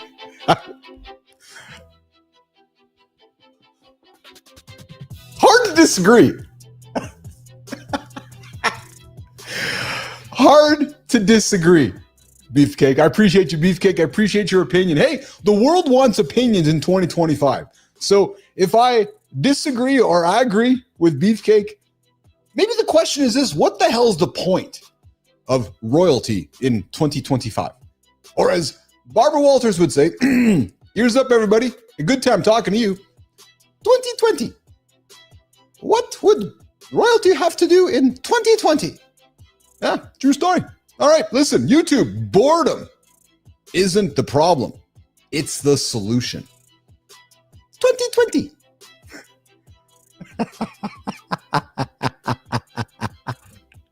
All right, I think the same thing can be said about our leadership here in Canada. 2020. Yes, I agree with you, Holroyd. What the hell's our leadership? I will say this though about our leadership here in Canada. I did like the fact that he says the guy leading our country, and I was like, yeah, I did learn some. I'm learning some things from that guy with the orange hair. Yeah, and one of the things he did say was the idea of flooding the zone. I'm telling you, nation. I'm telling you right now. Morning conversation is really about flooding the zone. Yeah. You know, when we set the conversation in the morning, guess who owns it throughout the whole day? The guy who starts it. Yeah. So there might be something to be said for flooding the zone. So when I did see the leader of our country here, Holroyd, comment on that, I was like, yeah, there you go. All right, 2020. Yes, Melissa. What accent is that? I'm not too sure, but everybody who pays attention to Barbara Walters would know what accent it is. It's the Barbara Walters accent. 2020. Yeah. So YouTube, boredom isn't the problem. It is actually the solution, apparently. So you know that restless feeling when there's nothing to do? Really? Who the fuck? Who has nothing to do? Neiman, who actually has nothing to do? Petro, who has nothing to do? You know, the one that makes you reach for your phone immediately and just scroll. Well, there's a filmmaker. Well, actually, yes. Damn it. Neiman, you're right. Jimmy has nothing to do. Nation, all Jimmy does is press the buttons. He's got nothing to do. Yeah. But there's a filmmaker in Zambia with a channel called My Life is a Scope. Yeah. My Life is a Scope that says that impulse is costing you. You know, I could have took that My Life is a Scope topic and did something else with it. True story. But I decided not to go there. You guys all know what I'm talking about. Yeah.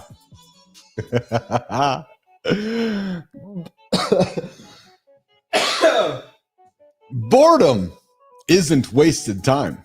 Hey, when you're standing at the microwave, what are you doing? Already doing squats? Or maybe you can't reach the microwave. Yeah, because it's where your mind resets, you re-strategize, and you find creative breakthroughs in front of the microwave. Stepping away from it restores the excitement you lose when you never stop creating. It's when you move over to the air fryer. Yeah, true story. Constant motion. You know what, Neiman? That'd be fun, actually. The roasting corner, because that's all I seem to do here is roast all this content. But hey, it's fun though. But boredom, that's where you discover who you are outside of your Spartacus. You know, I'm with you. That's a shame about Drew. I'm suspecting that it's just a temporary situation. Because I gotta be honest with you, Spartacus, I really don't understand it. I don't. I have love, I have grace, and I have patience. So we're all about that for sure. Yep. So when was the last time you let yourself sit with nothing? Maybe in front of the microwave, just nothing. No phone, no distraction. And what you did was you just existed. Have you asked yourself? What surfaced when that happened? Okay, let's keep moving. Looking at the comments on the verticals. We got the resident bullshit detector here. Ears up, nation. John Petrocelli. Kind of agree with Beefcake. Why do we even have royalty? They are non-factor prima donnas who freeload off their citizens. So I'm going to throw this on the table. What's up, Alien Watch Videos? What's up, boss? What's going on, Alien? Good to see you here, my friend. So Petro, I think I'm going to help you out here. I think that we can do a better job removing kind of. Yeah, no. I know you and I both agree with Beefcake. Why do we even have royalty still in 2025? Yep, true story. No, there's not kind of. We're going to leave the passive aggressive side. It's like, what the fuck? What's the point of it? Yeah. Where are you joining us from today? Alien Watch Videos. What's up going on, brother? You have joined Mornings in the Lab with Keith, John, and friends. John and my friends are gone, so just Keith's left, the handsome chief here. 8 o'clock Eastern time, live morning conversation to help you, alien. Help you, alien. Positive and inspiring conversation, even when I'm frozen in the camera. Yeah, we got Seasoned Strength come back, say, that's why silence and meditation and prayer are so powerful, because you get to conquer your boredom with intention. You know what, Seasoned? It's hard to argue with that. And for something that I'll tell you, my wife does so well with Brooks. She always challenges her when she's not doing something with her iPad or something entertaining to use her brain. You know, there's no reason for us to be bored if we have a brain. Brain's a powerful thing. Let your imagination go forward. Let your interests go forward. So I'm with you, Seasoned Strength. That's silence and meditation. And you know what it comes down to? It's coming down to scheduling thinking often too, right? I can do, I am going to, I will do a better job of scheduling my thinking, because when I can schedule my thinking, I get more things done instead of doing. So great little bit of insight there, Seasoned Strength, because you do get to conquer your boredom with intention. And Seasoned, I'd offer this as well. The other IN word, interest. If you can put your interest next to your intention, we both know, brother, magic can happen, right? So, Seasoned, I appreciate your comments, man. You're always dropping some great knowledge here. Hey, Spartacus, everyone has something to do. It's pushing yourself to go with it. And Spartacus, I believe disagreements help us with mastering our development. Brother, I'm with you, man. I am with you. Because here's where I struggle. And here's where I pause in life. Talking to you, Spartacus. If you and I can't, if you don't agree with something I say and you leave the room, well, then the conversation's over. And that troubles me, because I would wonder why you wouldn't be curious about my point of view instead of just leaving and not wanting to hear it. And I believe that's the problem that we've all gotten ourselves into in the world today, is at the moment that, picking on the OG himself, Holroyd, the moment that Holroyd might say something that I don't agree with, and then I leave the room, he's like, well, wait a minute, where's the conversation? And then what happens is that we all look for the next funnel to get into, the next echo chamber, so that we can self-serve and give each other what we do want to hear. And I think that's the problem. So I want to be respectful of what I might disagree with you. And I want you to be disrespectful. I want you to be respectful of what you might disagree with me on, but I still want us to be able to have a conversation, develop, learn, be curious, and Spartacus, maybe not even arrive at a place where we still agree at the end of the conversation. But if we can put our humanity on the table and put our curiosity on the table, I'd like to think we can arrive at something that is very mutually fulfilling for both of us, not offensive. So,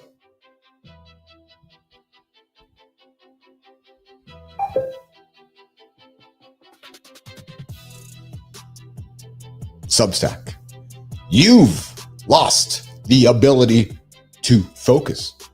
Maybe you have. Because in 2004, you can focus on one screen for 150 seconds before switching. Today, apparently, it's 47 seconds. Yeah. If it was John, it'd be like 83%. Or maybe 76%. Yeah. Alvaro Garcia from the Mental Garden breaks down what's stealing your attention. You check your phone 228 times a day. Hold on a second. How the fuck does he know this? Yeah, true story. How does he know? How does he know I don't check my phone 248 times a day?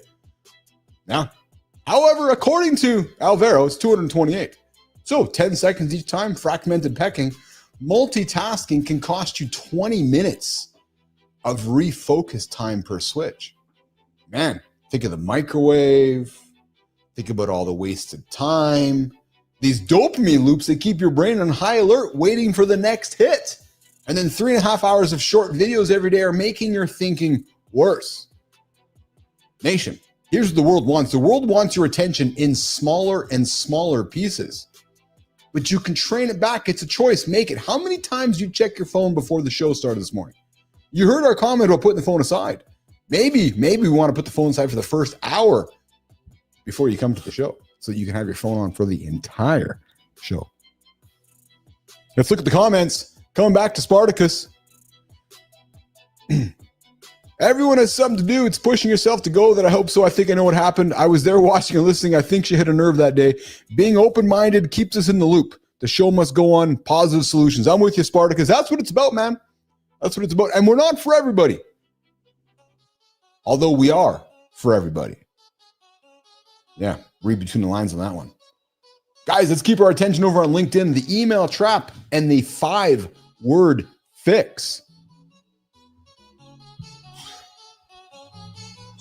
John Petro, I guess if scumbag is equivalent with non-factor prima donna who freeloads off citizens,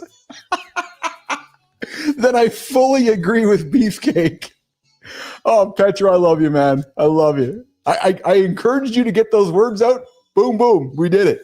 That's awesome, man. Guys, if you don't know who Dr. John Petrocelli is, I invite you to go check him out on LinkedIn. Solid dude. Go check him out on Sora as well. He's creating some fun content. And on Fridays, he joins us every day.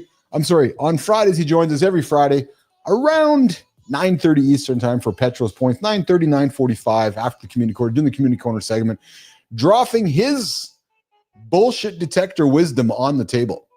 Absolutely. Always good conversation with the doc himself. He was a guest on the show. Here's what I love about our show, man. We got awesome guests on the show. We build a relationship, and they hang up. Right? Warren Mainard was a guest before. He's like, hey, I want to come back on the show. Petro shows up all the time. I love you guys, man. You guys are so awesome.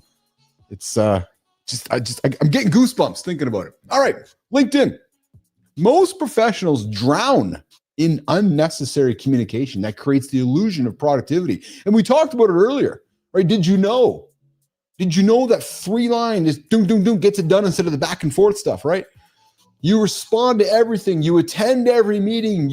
Every email you read. You're constantly available.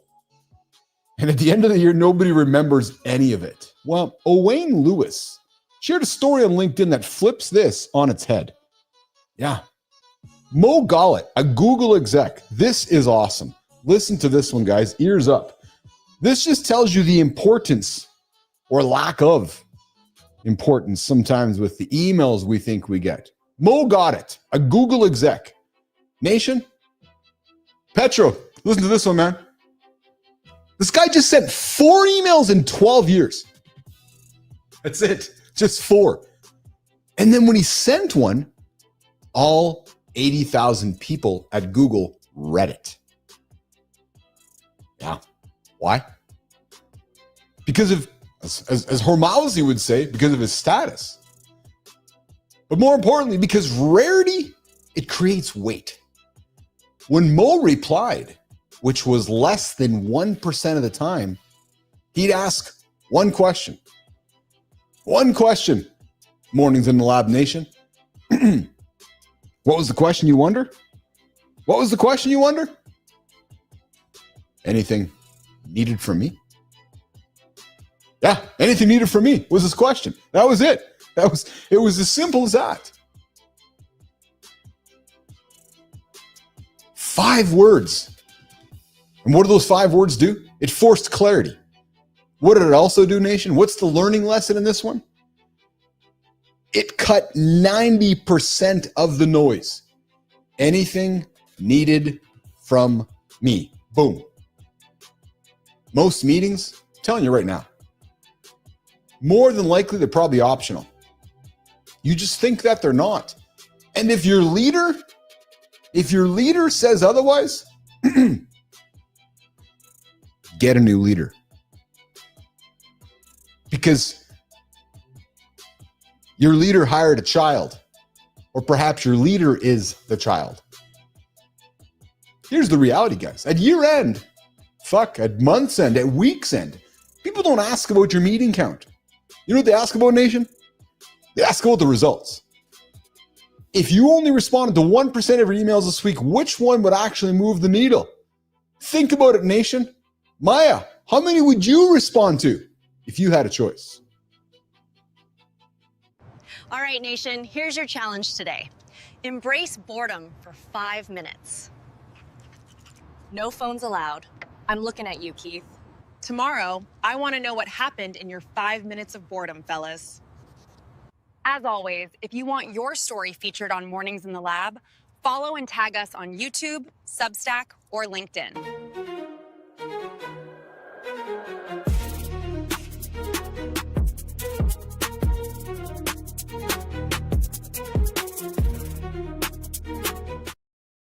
Nation, nation, nation. Woo, baby, what a fun show here today.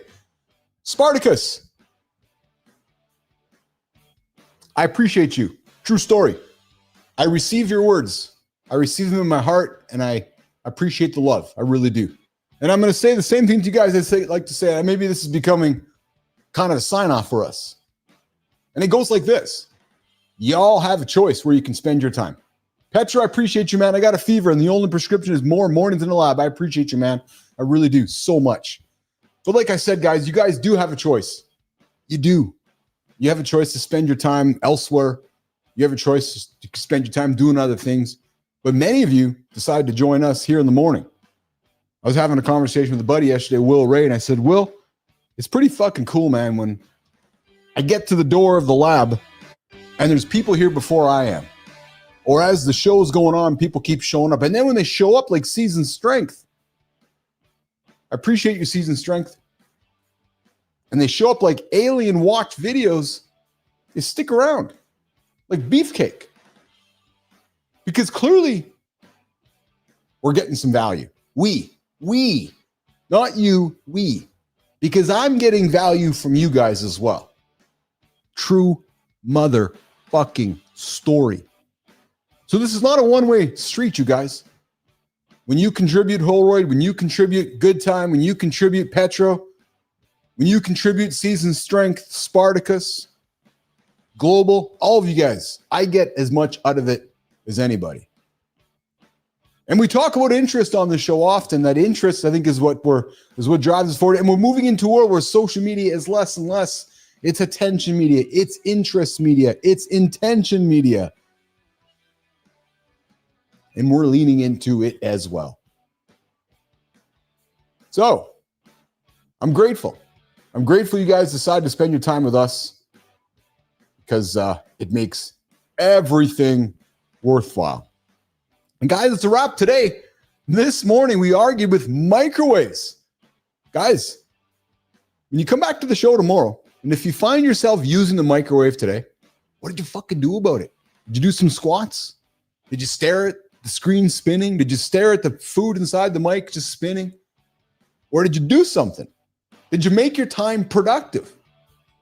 We talked about a 7-day phone fast plan that might give you a clearer first hour. Plus, we talked about rubbing shit behind your ear. Maybe it works in the gym. And guys, tomorrow, woo, baby. Tomorrow, where are we at here? Tomorrow, we're going to bring more live entertainment and more real talk.